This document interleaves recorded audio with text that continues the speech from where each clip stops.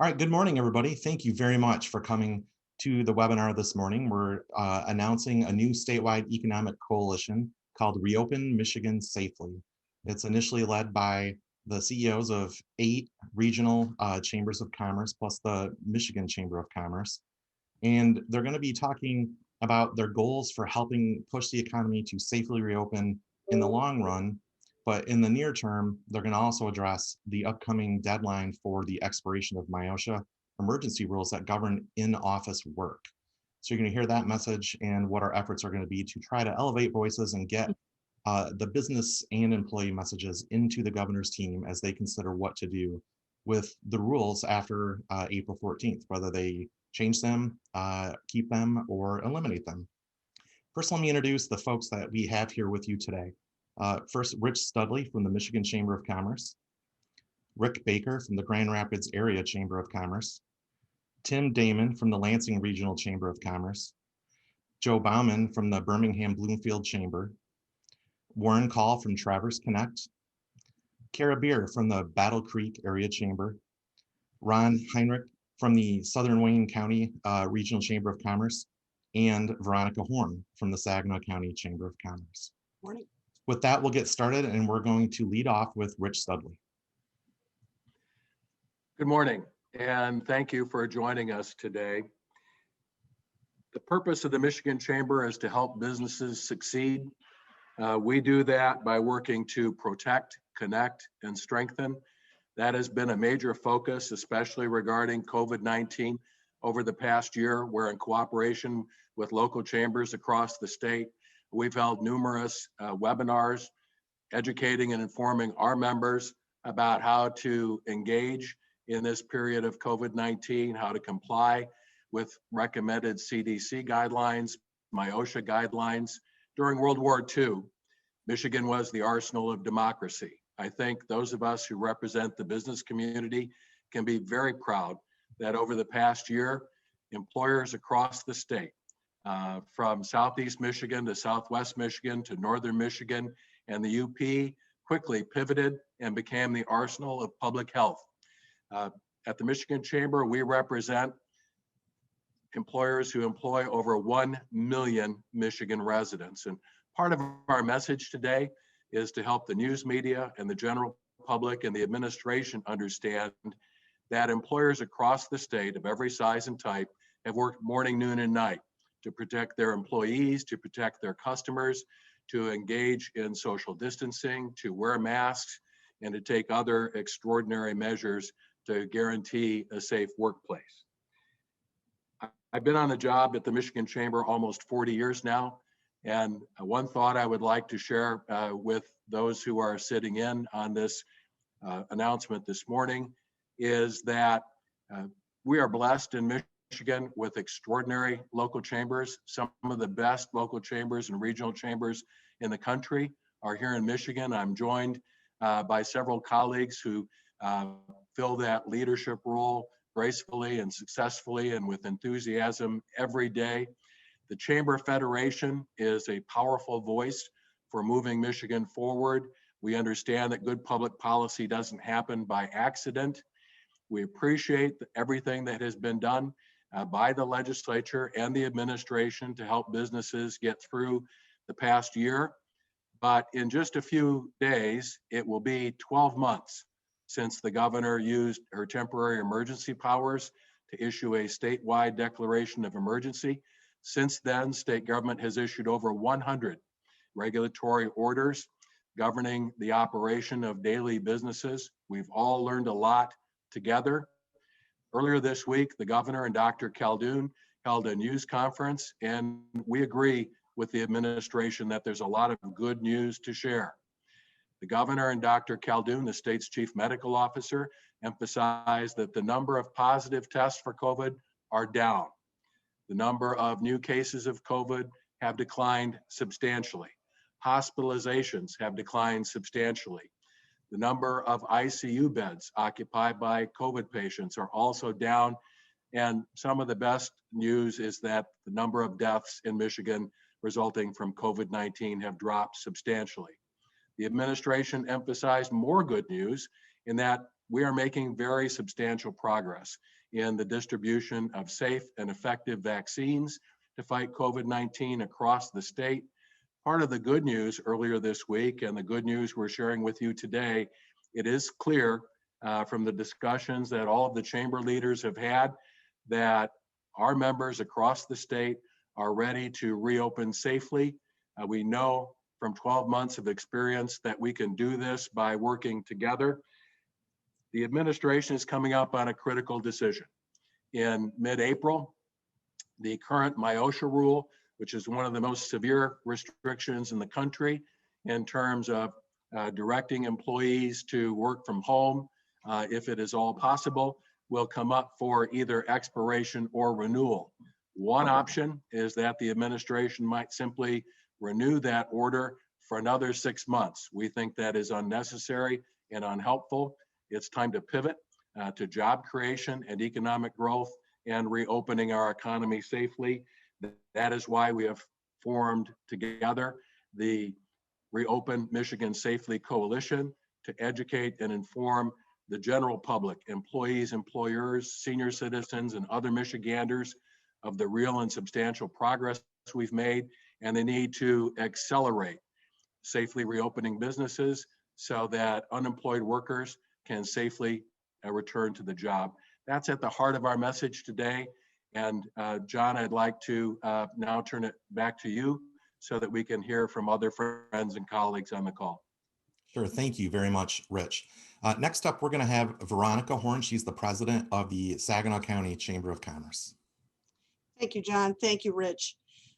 We're really excited here at the Saginaw County Chamber of Commerce to be a part of the Reopen Michigan Safely Coalition with our fellow chambers of commerce throughout the state. You know, while the public has been very focused on the state COVID-19 health orders, which impact the economy, we think it's very important to also bring the issue of the MIOSHA emergency orders to light as well. While it doesn't always seem to get the same amount of attention, the virtual prohibition on in-person work in offices contained in the governor's MIOSHA emergency orders are having a very detrimental effect on the sustainability of so many of our businesses.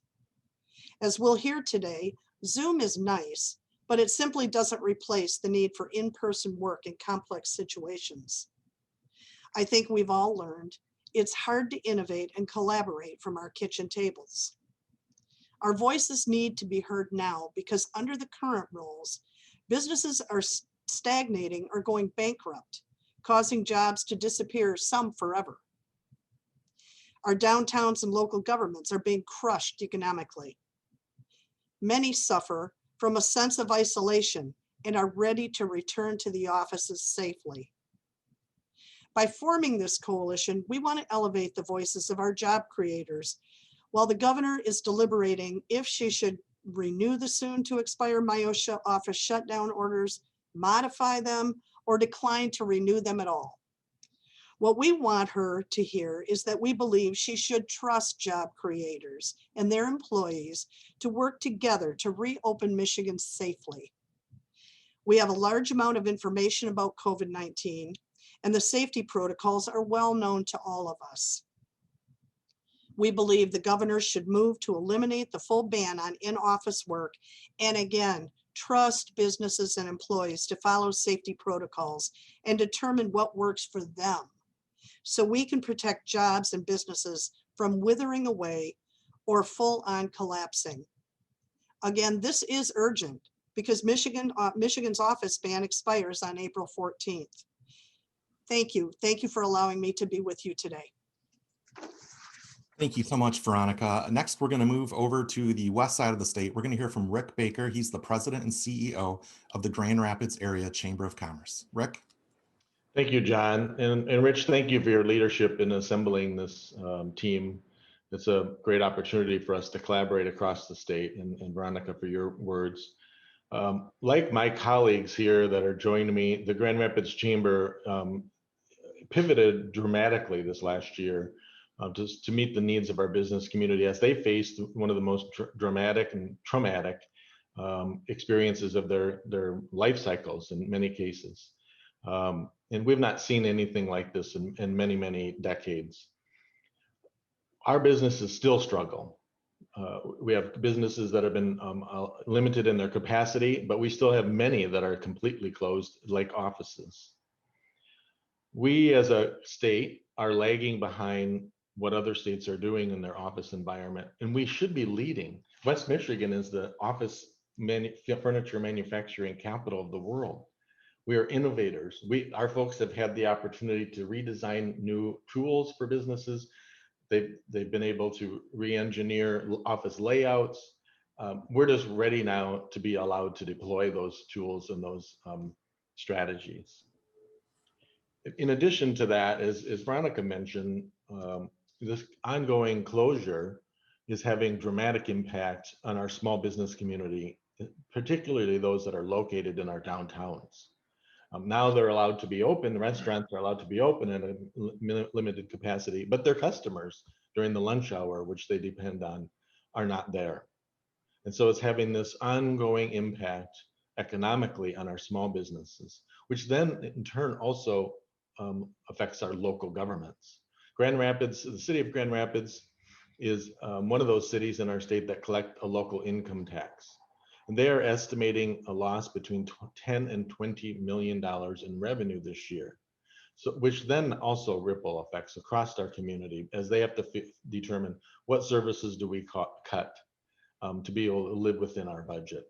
And so we join our colleagues as we think about the long-term strategy for opening business and ask that the governor allow offices to be one of those that gets reopened very soon. Thank you. Thank you, Rick. We're going to stay over on the west side of the state, but we're going to shift to a slightly different perspective directly from one of our businesses. We're going to hear from Scott Ryan. He's the general counsel at a company called Gentex. They are a automotive technology supplier, and he's going to speak directly and give some background to some of the issues you've been hearing about already today. Scott? And thanks, John. Good morning. And thanks for the invitation to participate in today's Reopen Michigan Safely news conference. COVID has affected everyone and every business, small and large, and affected each business differently. But one similarity for the vast majority of businesses is that regardless of the how we've all been affected, the detrimental impact of COVID has been incalculable. As mentioned, my name is Scott Ryan. I'm Vice President and General Counsel for Gentex Corporation. Gentex is a technology company located in West Michigan in the city of Zeeland, which is about 20 minutes southwest of Grand Rapids. We design, engineer, and manufacture advanced electronics, sensing devices, and electro-optical products for the global automotive, aerospace, fire protection, and medical industries. We're Ottawa County's largest employer with pre-COVID employment totaling just over 6,000 employees. We're a global company with over 11 locations in Asia and Europe, but what makes us somewhat unique is that approximately 95% of our workforce is located in West Michigan. That workforce is responsible for developing and manufacturing 100% of our products, 60% of which are exported out of the United States. So I'm here today to discuss the impact of the state's COVID restrictions on our business, specifically the Myosha office ban, which has crippled new product development efforts, hampered our ability to respond to daily operational concerns, negatively affected our ability to compete, and left many employees battling isolation and depression. From a technology company perspective, these remote working restrictions and lack of clear guidance as to what is feasible for the remote working requirement are stifling innovation and hampering new product development. At Gentex, technology is our lifeblood. We have an ongoing research and development programs in applied materials, thin films, and molecular chemistry, vision systems, optics, and imager development, nanofiber sensing systems with applications in a multitude of industries. This work of innovation is not linear. It can't be accomplished with technologists working alone on laptops seated at their kitchen table. Furthermore, new technologies must be prototyped, installed, and evaluated with customers. And it's been a year since any of our technology partners have been able to visit our facility without extenuating or critical designation requirements. Zoom and other video conferencing tools are great. We used them before the pandemic, and we're going to continue to use them after the pandemic. but all business cannot be conducted over a video conference call in the long term. I typically do media events in our product showroom and get to point to all the innovative products that surround me, but I can't do that today. And those products that I would be pointing at cannot be developed and commercialized over a Zoom call. From an operations perspective, you might be aware that the global electronics industry is currently experiencing a semiconductor shortage. As an automotive supplier, microcontrollers are central to everything we make. We're now working to re-engineer and evaluate products while attempting to solve complex supply chain issues. What's especially frustrating is that the semiconductor shortage was in part caused by widespread stay-at-home orders that shut down auto plants worldwide.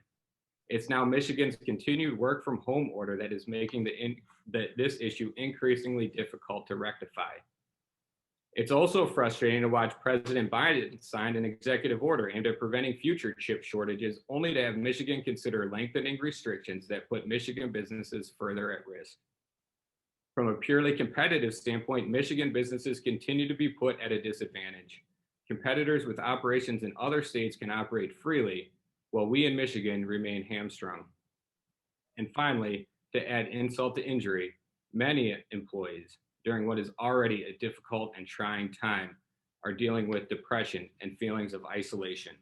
The novelty of working from home has long worn off, and it's replaced by longing for camaraderie, personal interaction, and a feeling of purpose and belonging. I'm not downplaying the severity of the coronavirus, but like many businesses, we did the hard work of putting COVID protection protocols in place months ago. We spent thousands of dollars implementing policies, providing protective gear, and making facility modifications that help keep workers safe, whether they're on the manufacturing floor, in an office, or a laboratory. We had a successful return to work effort prior to the MIOSHA remote working mandate. We have been closely monitoring over 5,000 employees for COVID for a year. And while we've managed through many positive cases with our team members, with precautions we have implemented, we have found no evidence that employee workstations, either in manufacturing or in the corporate environment, have caused a COVID transmission. MIOSHA's extension of the current work from home order for another 6 months into October would be devastating. The inflexibility of this office ban and related timetable of a 6 month extension stands in sharp contrast to the fluidity of the virus itself. The vaccinations and declining COVID positive rates, and the opening and continuous evaluation of other areas of our economy and society. Certainly, a state that wants to be known as a high-tech hub of innovation can implement a flexible process that acknowledges the opportunity costs incurred by the current orders and reward those businesses that have conducted the hard work of operationalizing COVID protections. The bottom line, COVID cases and positivity rates continue to fall. Businesses have done the work necessary to protect our workers, and working together to get back to work safely is a major priority for us. Thank you. Thank you, Scott. That was great. We're going to have one more speaker. It's Tim Damon. He's the president and CEO of the Lansing Regional Chamber of Commerce. Tim? Well, thank you, John, and thank you, Rich, and the team at the Michigan Chamber for your leadership in bringing us together. We are more than pleased to be part of the statewide effort here in the Reopen Michigan Safely Coalition. You know, as you just heard from Scott, the benefits of returning employees to the offices and restoring some of those critical components such as teamwork and the innovation and collaboration. And I think most importantly is this reducing of this stress, the isolation, and really more of that mental health that you know, folks have been experiencing from the working from home over the past 12 months. You know, our critical infrastructure employers, and I think all of us have learned to live with and operate within this COVID world. But these critical infrastructure employers have demonstrated the ability to safely reopen all the proper protocols, providing a safe and healthy work environment for employees, for customers and visitors. And we are more than confident that our offices will be able to implement those same precautions as they bring workers back. You know, as Michigan's capital city, Lansing's a little unique. I think when we compare ourselves with the rest of the state, our largest employer is state government. On any given day, we have 20,000 state employees in downtown Lansing, which you know, is adding to the significant struggles for not only downtown Lansing, but a lot of our downtowns and metropolitan areas throughout the state. it's often said in Lansing, as state government economy goes, so goes the Lansing economy. And I want to provide a few stats here regarding some of the challenges in Lansing. It's estimated that right now 15% of our downtown businesses have closed over the past 12 months, and further projected that we could lose up to 25% of our dining, retail, and entertainment businesses due to the extended offices, closures and being shuttered. There's more than 2.7 million square feet of rentable office space in the downtown Lansing Central Business District. And the pre-COVID vacancies was some of the best and strongest market we had since the economic downturn in 2008 and 2009. So many, many years. By December of 2020, these vacancy rates had increased 25% from March 2020. So you can see the significant impact to what it means in Lansing. I'm sure as you look throughout our state, whether it be Traverse City, whether it be Grand Rapids or Detroit, Saginaw, Flint, dealing with a lot of the same unique challenges there. So I think we are certainly looking for leadership from our state's elected leadership, or state's elected leaders, and really that leadership that has a vision and a plan. And one, to modify the current office ban and to really start to fully reopen our state's economy. And I think most importantly is communicate what a return to work plan looks like for employers throughout the state, as well as for state employees that will begin to instill some confidence into more of our regional economic recovery as well. So it's time for the governor and state leaders to restore some certainty for job providers. I think, and most importantly, listen to and work with the business community as we safely reopen, re-engage, and relaunch our economy. So thank you for the opportunity to be with you this morning. Thanks, Tim.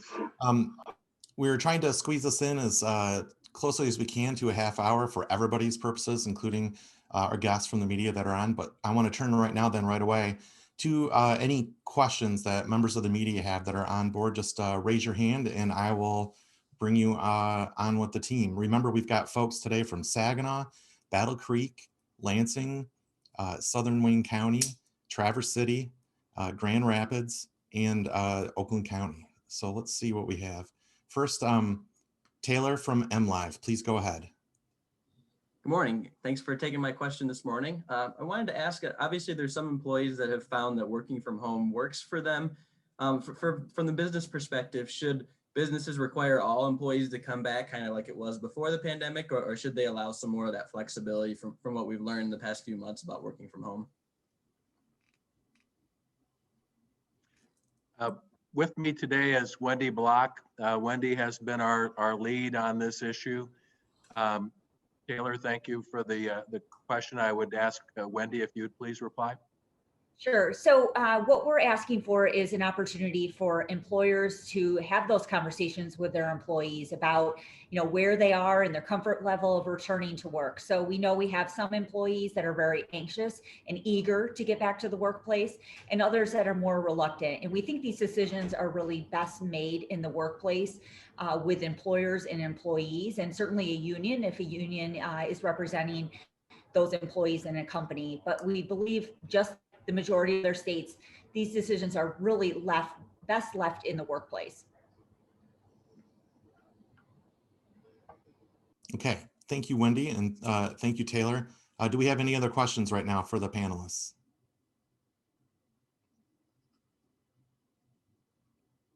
Okay, we're going to hear from Beth LeBlanc from the Detroit News. And Beth, if you want to direct your question to a specific person, please go ahead. Thanks.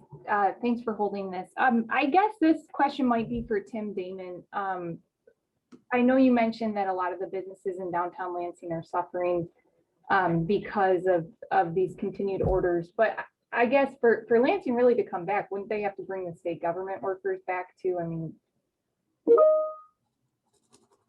Beth, no, absolutely. And, we've said all along that, the uniqueness of our region is I think so many of our employers will follow the lead of state government. And I certainly am not trying to compare the polar vortex of 2 years ago to what we're dealing with right now with COVID. But if you turn to those types of things in the past where state government shuts down due to weather, our employers tend to shut down in Lansing. So they follow the lead so closely of what the state's doing. And so we've been really communicating and working with Lansing Mayor Andy Shore and trying to work with the governor on just communicating what does this plan look like for bringing state employees back. There's been a lot of speculation that they're going to continue working remotely, perhaps through the end of summer. And you know what, we're looking for that plan, because I think once there's a plan in place and there's a vision out there, I think you're going to begin seeing more employers, at least in our region, that are going to be a little bit more, I think more looking more to return to to office employment as well. But so yeah, it's unique, and I think and specifically in downtown. Again, I said in any given day, there's 20,000 state employees that are downtown. They're frequenting the retail stores that are there, the restaurants that are, the entertainment venues that are there as well. And so yeah, we certainly need a state employee return to work plan, and we need it quickly and be communicated very quickly. All right, thanks, Beth. Next up, we have Dave Eggert from the Associated Press. Dave, go ahead with your question, and please feel free to direct it to an individual. Thanks for taking my question. This could go to anybody. And sorry, I missed the first few minutes of the call, but the governor the other day did, I think, announce that she was forming, I think, a task force or a group of people to look into this issue.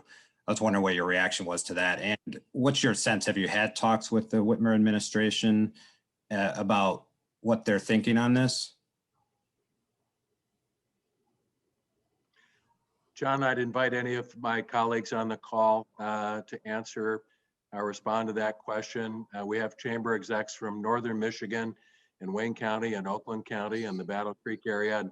And I think they would have a good perspective. I'd also be glad to comment after we hear from them.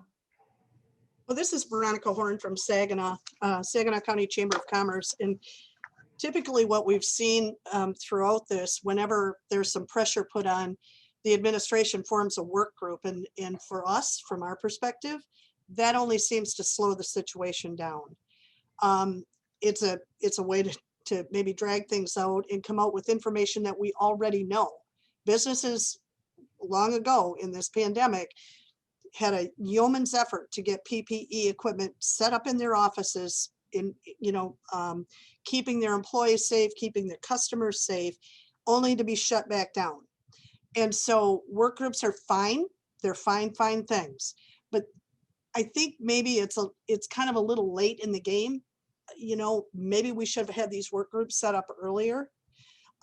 We have had no luck communicating with the governor's office or her administration, but perhaps one of my colleagues have. So thank you. That's just perspective from Saginaw County. Does anyone else want to jump in on that one? I will, but I wanted to leave space for my colleagues that haven't spoken yet. But I joined Veronica's opinion on the work group. We have not created work groups for any of the other industries. So I'm kind of the mind, I'm questioning some of the authenticity of why it's being created. And if the intent is really to create a plan for reopening, because we haven't used this approach for any other industry.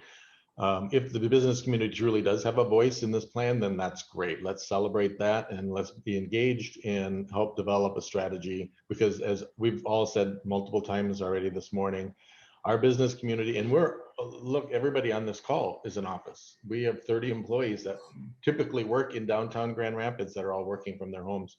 We put in a plan based on the requirements right away, so that our team could come back to when we were allowed. So we're ready. Businesses are ready, and so I hope it's an authentic effort. But I do kind of wonder about that, since we haven't used this strategy with any other industry group. Sure. Thank you, Rick. Now I want to bring on Bill Froelich from TV 9 and 10. Please go ahead. Hey, good morning. Thanks. A question for Warren from Traverse Connect, or anyone who wants to chime in, but just wondering what we've seen and heard from our business community about productivity over the last year, and whether the work at home, I guess particularly in manufacturing, of course, but work at home has affected that, and if that's part of the motivation for the push to get back in person. Yeah, thanks, Bill. Good morning, and appreciate the question. Certainly, from our perspective, both in Traverse City and across the Northern Michigan Chamber Alliance, we've heard from our member companies that productivity is, it's kind of a good and a bad. The good news is companies and employees have learned to embrace the new technologies in incredible ways that have pushed us into the future in productive ways. At the same time, to reiterate some of the comments that were made before, you can't do everything over Zoom. And I think Scott's perspective from the private sector really rings true here. There are many, many things that can be done productively virtually.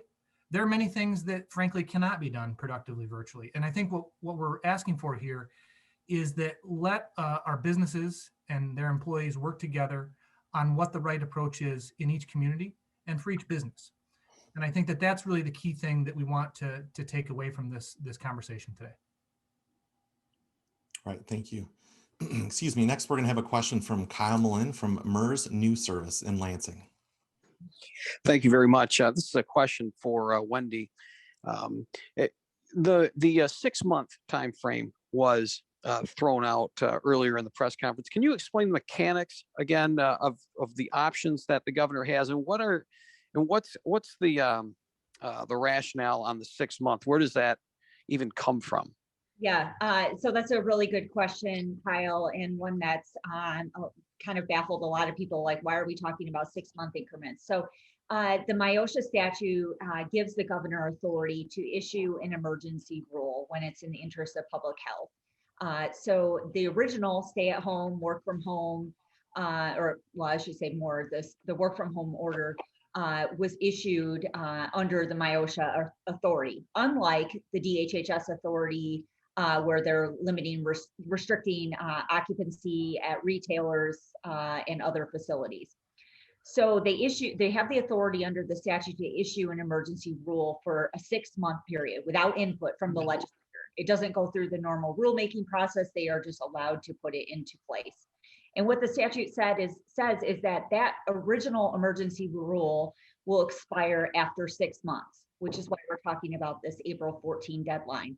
But it goes on to say that rule can be extended for another 6 months, without legislative authority, without input from anyone. And what we're hoping here is that the governor will allow employers, like in other states, to sit down with their employees and to figure out what's right. Most employers have the PPE on hand. They have the preparedness and response plan. They're doing, they're ready to go with the temperature checks and the health screenings, et cetera. So let them, kind of put that good work to use and to think about bringing back employees. It may not be all employees on day one. It may be, splitting shifts and that sort of thing. But what we're concerned about here is just this possibility that this could get pushed out for another 6 months without any input and without any consideration of what we now know about the pandemic or the coronavirus, and allow employers to bring people back. Okay, thank you. Any other questions from reporters before we let everybody go?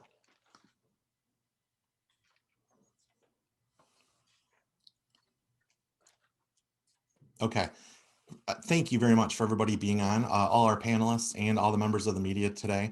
Hopefully you found this very informative. We'll continue putting our message out there into the universe, and so we'll be seeing you all again. In the meantime, if there are any follow-up questions for today, number one, the one I've gotten the most, are we recording? Yes. And we'll get a link out so you guys will be able to grab a recording video off today's Zoom. Number two, if you have any other follow-up questions or interview requests, please either email me directly from the address that's on the media advisory, or you can also always email us at info@reopenmichigansafely.com. That's also the address for our website, reopenmichigansafely.com. So once again, thanks everybody for being here today. Have a good day.